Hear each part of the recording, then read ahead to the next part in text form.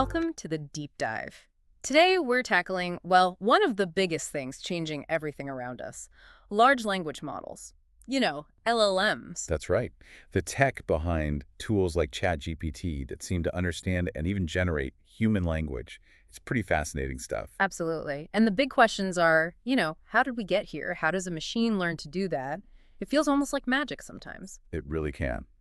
So our guide for this deep dive is the book Decoding GPT, An Intuitive Understanding of Large Language Models by Devesh Rajadhyax. Yeah, and it's great because it aims to explain all this complex generative AI without, burying you in math or code. Exactly. Our mission today is to pull out the key ideas, the real nuggets of knowledge, so you can get a solid grasp on what's actually happening under the hood. And what I find really valuable about Rajatayas' approach is how he connects the super technical AI research with what everyday users or, say, business leaders might need to know. So whether you're running a company, you're a student, or maybe you're just really curious about how ChatGPT works, this should give you that shortcut to being, well, genuinely informed. Okay, so let's unpack this. Where do we even start teaching a machine? Rajadhyax makes it clear. Machine learning isn't actual magic. It's really, really sophisticated pattern recognition. Right. Think about teaching a kid to recognize a cat. You don't explain catness. No, you just show them pictures, right? Thousands of them. Exactly. Until they just get the common features, pointy ears, whiskers, fur. The machine learns patterns in a similar, albeit mathematical way. It's still kind of mind-blowing that just finding patterns can lead to such complex results. It is. And that journey often begins with something called supervised learning. It's actually pretty intuitive when you break it down. Okay. It's like learning with flashcards where the answer's already on the back. The system gets tons of examples, but crucially, each one is labeled. Ah, so it knows the right answer for each example. Precisely. Like email spam filters. They're fed thousands of emails, clearly marked spam or not spam. And it just figures out the difference. Learns the patterns, the keywords, the structures that tend to appear in spam, distinguishing them from legitimate emails. So the book points out three really fundamental steps here. First, obviously data collection. You need a lot of examples. A massive amount, yeah. Then pattern recognition. That's the machine finding those mathematical links in the data. And finally, generalization. This seems key, applying those learned patterns to totally new stuff it hasn't seen before. That's the leap, isn't it? Going beyond just memorizing the examples. Right. Otherwise, it's just a database. And if you want a bigger picture example, think about Netflix. How does it know what you might want to watch next? It watches me watching things. Sort of. It learns from millions of viewing patterns. Yeah. Yours and others. What you watched, what you rated high, maybe even what you stopped watching halfway through. It finds patterns in all that behavior and then generalizes to predict your next potential favorite show. It's not psychic. It's just really, really good pattern matching. Exactly. It's finding these complex, sometimes hidden mathematical relationships in enormous data sets. Things humans might completely miss. That's the power. Okay, so how do the machines actually perform this pattern recognition? That brings us to neural networks, right? Rajadhyax uses this brain analogy. Yeah, it's a helpful metaphor. Your brain has billions of interconnected neurons, all processing information. Artificial neural networks try to mimic that structure mathematically. So they're like digital brain cells. In a very simplified way, yes. Yeah. It raises the question, what is an artificial neuron? Right. What is it actually doing? Think of it as a small calculation unit. It receives multiple inputs, pieces of information. It weighs each input based on its learned importance. These are the famous weights that get adjusted during learning. Importance factors. Okay. Then it sums them up, and based on that sum, it produces a single output. It sort of decides whether the signal is strong enough to pass on. Like a little gatekeeper for information. Kind of, yeah.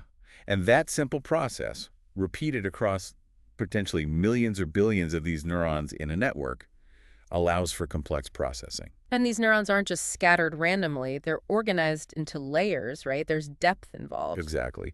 You typically have an input layer that takes in the raw data, like pixels of an image or words in a sentence. Okay. Then you have one or more hidden layers. This is where the real heavy lifting happens, where the network detects progressively more complex patterns. The magic layers. Hey, sort of. And finally, an output layer that gives you the result, like classifying the image or predicting the next word. And more layers mean deeper understanding. Generally, yes. More layers allow the network to learn a hierarchy of features. Think about recognizing a face in a photo. Okay. The input layer gets the raw pixel brightness. The first hidden layer might just detect simple edges or lines. The next layer might combine those edges into basic shapes, like circles or squares. Then another layer might recognize combinations of shapes as facial features, eyes, nose, mouth. I see building blocks. Right. And a deeper layer combines those features into a recognizable face pattern. The output layer then might match that pattern to a specific person. So the deep in deep learning literally refers to these multiple layers. Precisely. That depth allows the network to understand really complex, abstract concepts by building them up piece by piece. It was a major breakthrough. Okay, this is making sense. But then things really took off with the transformer architecture, didn't they? That paper, "Attention is all you need," seems legendary now. Oh, absolutely legendary. It completely changed the game for how machines handle language. It addressed a key limitation of older models, processing things sequentially. The core idea introduced was the attention mechanism. Think about how you read. Okay. When you read a sentence, your brain doesn't just process one word at a time in isolation. You're constantly linking words, referring back, understanding context. Right, you connect pronouns to nouns, understand ambiguous words based on surrounding words. Exactly. Attention allows the AI to do that too. Take the sentence. The bank was deep, so the river curved around it. Okay. A human knows bank means river bank, not a financial institution. Why? Because of river and steep. Uh-huh. The attention mechanism lets the AI mathematically pay attention to those relevant context words, river, steep, to figure out the correct meaning of bank. That's clever. But the real kicker was self-attention, wasn't it? Yes. This is the genius part. Older models processed words one after another. Transformers, using self-attention, can look at all the words in a sentence or even a whole paragraph simultaneously. Simultaneously, how does that work? It calculates scores between every pair of words, figuring out how relevant each word is to understanding every other word in the sequence. Wow, so it gets the full context instantly. In a sense, yes. It's not limited by distance between words like older models were. It can connect a word at the beginning of a paragraph to one near the end if that connection is important for meaning. Rajadhyax uses an analogy. Something about reading a mystery novel. Right. Imagine reading a mystery, but instead of going page by page, you have perfect recall and can instantly link a tiny clue on page 5 to a detail on page 200. Okay, that would make solving mysteries much easier. Exactly. That's kind of what self-attention gives the AI, this powerful, nonlinear grasp of context across the entire input. It's a huge advantage for understanding language nuance. So this transformer architecture, especially self-attention, paved the way for the large language models, the LLMs like GPT that we see now. Absolutely. Rajadhyax explains that LLMs represent this massive leap forward. And the key thing they learned to do wasn't just understand language patterns. But to generate language, too. Precisely. They predict and create. That's the generative part of generative AI. How does that prediction work? Is it just guessing? It's a highly sophisticated prediction based on the patterns learned from all that training data. It works mostly via autoregressive generation. Autoregressive. Okay, what does that mean? It just means it generates the text one piece at a time, usually one word, or sometimes a token, which can be part of a word based on the sequence generated so far. Like super advanced autocomplete on your phone. That's a great analogy, a vastly more powerful version. If you give it the input, "the weather today is," it analyzes the patterns it knows. Right. It calculates probabilities for all possible next words. Maybe sunny has a 23% chance, cloudy 18%, going 10%, and so on. And it picks one. It usually picks one based on those probabilities, often not just the highest probability one, to add some variety. Let's say it picks sunny. Okay. Now the input sequence becomes, "the weather today is sunny." And it repeats the process, predicting the next word based on that new context. Word by word, it builds the response.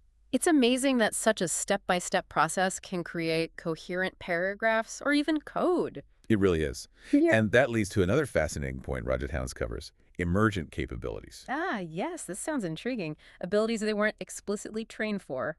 Exactly.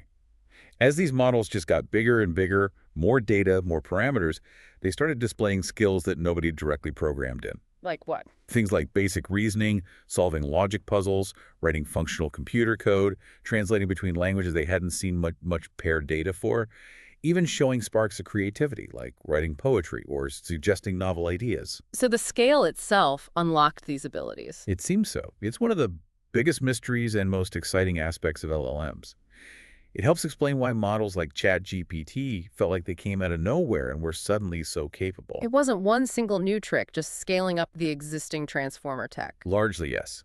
That massive scale allowed these complex abilities to sort of emerge from the complex patterns in the data. Okay, so we have these powerful models, but how do we get them to be, well, useful and safe? That involves the training process, right? Rajadhyax outlines 3 stages. Yes, this is crucial for understanding the difference between a raw model and something like ChatGPT. Stage 1 is pre-training. This is the bit where it reads the internet. Essentially, yes. It learns the fundamentals of language, grammar, facts about the world, even reasoning skills, by processing truly enormous amounts of textbooks, articles, websites, trillions of words. Like sending a student to the world's biggest library to just read everything. That's a good way to put it. It builds a broad base of knowledge and linguistic competence. But it doesn't yet know how to be specifically helpful to a user. Right, it just knows language patterns. So stage 2. Stage 2 is supervised fine-tuning, SFT. Here, humans get involved directly.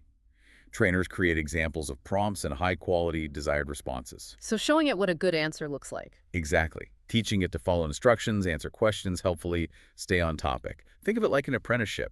The expert, human trainer, shows the apprentice AI the right way to do things. Okay, that makes sense. And the 3rd stage sounds really innovative, reinforcement learning from human feedback, or RLHF. Yes, RLHF was a major step forward in making these models feel more aligned with human preferences. Here, the model generates several possible responses to a prompt. Human reviewers then rank these responses from best to worst. Like judging a competition? Kind of. The model is then trained using reinforcement learning to produce outputs that are more similar to the ones humans ranked highly. It learns what kind of responses people actually prefer. Like a performer learning which jokes get the biggest laughs. Exactly. This RLHF stage is largely responsible for making models like ChatGPT feel more conversational, helpful, harmless, and generally align with what users want compared to just the pre-trained or SFT versions. So this whole 3-stage process, pre-training for broad knowledge, fine-tuning for instruction following, and RLHF for preference alignment, that's why modern AI assistants feel so different. Absolutely. They're not just raw pattern predictors anymore. They've been carefully shaped to be useful tools. Going a bit deeper, Rajadhyax mentions some specific architectural details that make GPT models so effective, things like multi-head attention. Right. We talked about the attention mechanism, allowing the model to weigh the importance of different words. Multi-head attention basically does that multiple times in parallel, independently. Why do that? Think of it like having several experts look at the same sentence simultaneously. One head, or expert, might focus on grammatical relationships, another on semantic meaning, another on long-distance dependencies. So it can capture different kinds of relationships at the same time? Precisely. It allows the model to understand the input from multiple perspectives or layers of meaning at once, making its understanding richer. Oh, okay. And you mentioned transformers process words simultaneously. How do they keep track of word order, which is obviously crucial for language? Great question. That's handled by positional encoding. Before the words even enter the main transformer layers, information about their position in the sequence is added to their representation. Like giving each word a unique address or timestamp? Exactly like that. So even though the self-attention mechanism looks at all words at once, it still has access to the original sequence information, thanks to these positional encodings. Clever. And there were a couple of other technical bits, layer normalization and residual connections. Yeah, those are important for actually training these very deep networks effectively. Deep networks can sometimes struggle with information flow signals getting weaker or exploding as they pass through many layers. Okay. Layer normalization helps keep the data flowing smoothly by rescaling it within each layer. And residual connections are like skip connections or shortcuts. Shortcuts. Yeah, they allow information from earlier layers to bypass some intermediate layers and be added directly to later layers. This helps prevent important details from getting lost deep in the network and makes training much easier. Like an express lane on a highway for important information. That's a perfect analogy. Yeah. These technical details are key to why models like GPT can handle long contexts, maintain coherence, and learn effectively from vast amounts of data. All right, this brings us to something really practical for anyone using these tools. Prompt engineering. The book calls it the art of AI communication. Yes, and it's becoming a genuinely valuable skill. It's about how you phrase your requests or inputs to get the best possible results from the AI. So the way you ask matters a lot. Absolutely. The core principle Rajadhyax emphasizes is specificity matters. Vague prompts get vague, often unhelpful answers. Like just asking, write about dogs. Right. What kind of writing? About what aspect of dogs? How long? A much better prompt would be something like, write a 300-word blog post for new pet owners about the benefits of crate training puppies, focusing on positive reinforcement techniques. Much clearer. You're giving it constraints and context. Exactly. The more specific you are about the desired format, tone, content, length, and audience, the better the AI can deliver what you actually want. Rajadhyax shares some specific techniques too, like few-shot learning. Yeah, this is powerful. Instead of just telling the AI what to do, you show it a few examples. If you want it to summarize articles in a specific bullet point style, you give it 2 or 3 examples of articles and your desired summaries first. And it picks up the pattern from those examples. Often, yes. It learns the format and style you want from the shots or examples you provide. Cool. Then there's chain of thought prompting. This one's great for tasks involving reasoning or calculations. Instead of just asking for the answer, you ask the AI to think step by step or show its work. Why does that help?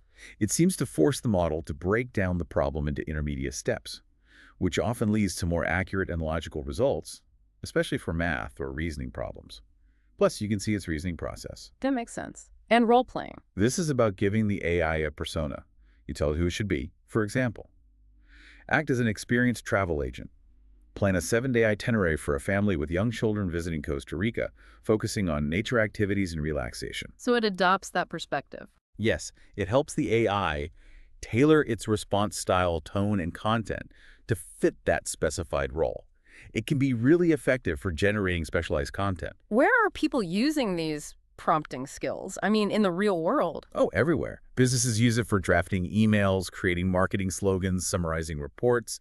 Education sees it used for making lesson plans, generating quiz questions. Yep. Creative fields use it for brainstorming ideas, overcoming writer's block, even generating draft content. And in tech, it's used for writing code snippets, explaining code, debugging. So it's really becoming a productivity tool across the board. Definitely. Learning how to talk to these AI models effectively through good prompting is becoming a key skill. Okay, but we also need to talk about the downsides, the limitations. Rajadhyax stresses that understanding the boundaries is just as critical as knowing the capabilities. Absolutely crucial. The first big one is hallucination. Meaning the AI just makes stuff up. Exactly. And it often does so very confidently, because it's optimized to generate plausible-sounding text, not necessarily factually accurate text. It might invent historical events, cite non-existent sources, or confidently state incorrect facts. So you cannot blindly trust everything it generates. You absolutely cannot. Verification of important information is non-negotiable. Always double-check facts, especially for anything critical. What's another major limitation? A lack of true understanding. Despite how well it manipulates language, the AI doesn't understand concepts or possess consciousness or emotions in the human sense. It can write about sadness without feeling sad? Precisely. It's incredibly sophisticated pattern matching and prediction, mimicking understanding, but it lacks genuine comprehension, common sense reasoning, and lived experience. That's an important distinction. What about the data it learns from? That introduces several limitations. Training data limitations. Firstly, models inherit biases present in the vast amounts of internet text they're trained on. This can lead to biased or stereotypical outputs. Right, garbage in, garbage out to some extent. To some extent, yes. They also have knowledge cutoffs, a recency problem. A model trained up to 2023 won't know about major events in 2024. Okay, so its knowledge isn't current. And there can be coverage gaps. The training data might be weaker in highly specialized fields, niche topics, or underrepresented languages and cultures. So it might not know much about very specific subjects. Exactly. And finally, a practical limitation is the context window. What's that? It's the maximum amount of text, both the input prompt and the generated output that the model can consider at any one time. Even large models have limits. So you can't just feed it an entire novel and ask questions about it. Not usually in one go. The context window might be thousands or tens of thousands of words, but not millions. For very long documents, you often need to break the task down into smaller chunks that fit within that window. Understanding these limits, hallucination, lack of true understanding, data issues, context size, seems vital for using AI responsibly. Absolutely vital. They are powerful tools, but they are flawed and require critical engagement from the user. So looking ahead now, Where does Rajadhyax see this technology going? What's the future hold? Well, one major trend he highlights is multimodal AI.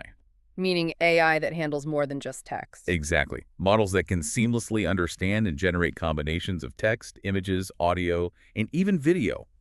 Think of an AI that can watch a video, read lips, understand the spoken words, describe the actions, and answer questions about it all. Wow, like the AI watching a cooking show example. Right. Understanding the video, extracting the recipe steps, generating a shopping list based on your dietary needs, and giving you personalized text instructions. That integration of different data types is a big frontier. What else? We'll likely see more specialized models. While huge general-purpose models like GPT are amazing, there's a growing need for models fine-tuned specifically for certain domains. Like an AI lawyer, an AI doctor? Well, maybe not replacing them, but models deeply trained on, say, just medical literature to assist researchers, or on legal documents to help lawyers with case review, or specifically for educational purposes. Deeper expertise in narrower fields. Makes sense. And what about the human side of things? This is perhaps the most important trend. Better human-AI collaboration.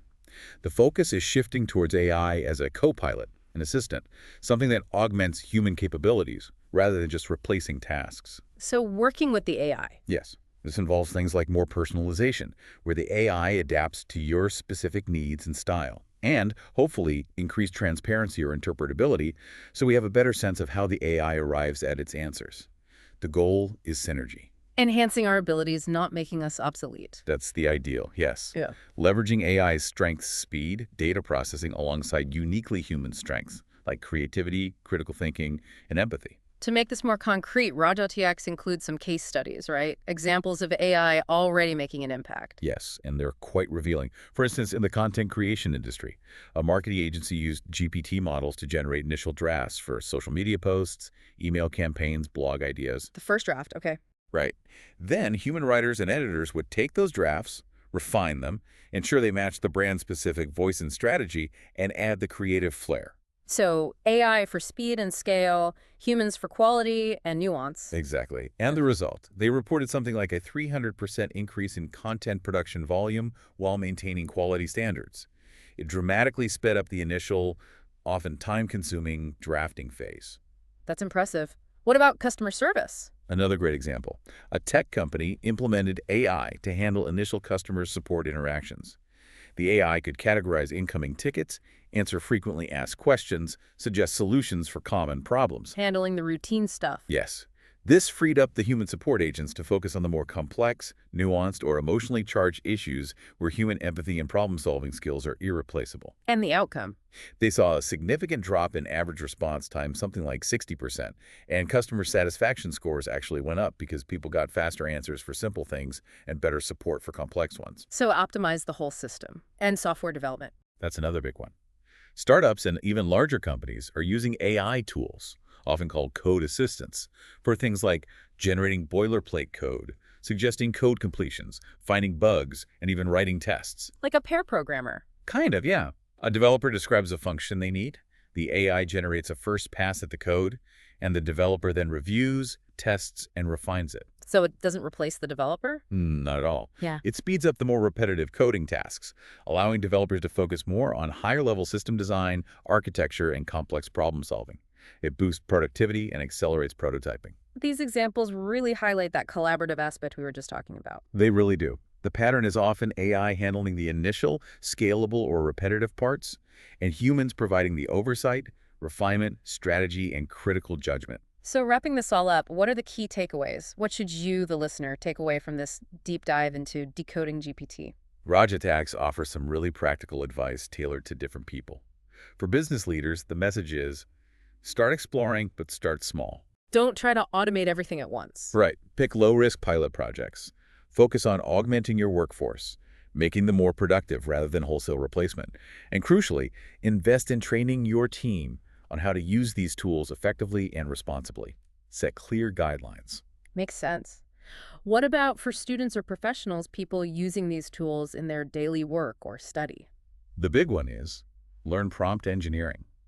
Seriously, figuring out how to communicate effectively with AI is becoming a fundamental skill for knowledge work. Get good at asking the right question. Exactly. Also, try to build an intuitive feel for how the tech works. You don't need to be an AI researcher, but understanding the basics we've discussed helps. And always practice critical thinking. Evaluate the AI's output with healthy skepticism. Don't just copy-paste. Please don't. View AI as a collaborator, a tool to enhance your unique skills, not a replacement for your own thinking and judgment. And for everyone else just generally interested. Stay curious and informed. This field is moving incredibly fast. Experiment with the tools available, but do it responsibly, keeping those limitations in mind. And remember to value and cultivate your uniquely human skills. Creativity, emotional intelligence, ethical judgment, complex problem solving. Those become even more valuable in a world with AI. And think about the broader societal implications. Okay, as we finish this deep dive, it really feels like Rajadhyax's book provides that clear bridge we needed, from the complex tech to a practical, working understanding. I think so too. And if I had to pick one core insight, it's probably this. AI, even these amazing LLMs, isn't magic. It's not sentient thought. Right. It's incredibly sophisticated pattern matching and generation, scaled up massively, learning from the vast ocean of text and data that we humans created. Understanding that demystifies it a bit. It does. It helps you appreciate the incredible power, the ability to process information and generate text at superhuman speed and scale, but also understand the inherent limitations, the potential for errors, the lack of true understanding, the biases. So the future isn't really about humans versus machines. Hopefully not. The real potential lies in collaboration. It belongs to those who can skillfully partner with AI systems, using them to amplify our own intelligence and creativity, while always bringing our essential human qualities to the table. It's not about being replaced, but enhanced. Learning to dance with the machines, as some say. I like that. Learning the steps, understanding your partner's strengths and weaknesses, and together creating something new and valuable. The aim is a more productive, maybe more creative, perhaps more innovative world. The revolution is definitely underway. It truly is just beginning, in many ways. But hopefully you now have a much clearer picture, a solid foundation to navigate this age of artificial intelligence as an informed, effective participant. We definitely recommend checking out the full book, Decoding GPT, An Intuitive Understanding of Large Language Models, by Devesh Rajadhyax, for all the details, diagrams, and examples we couldn't cover here. It's a very accessible read.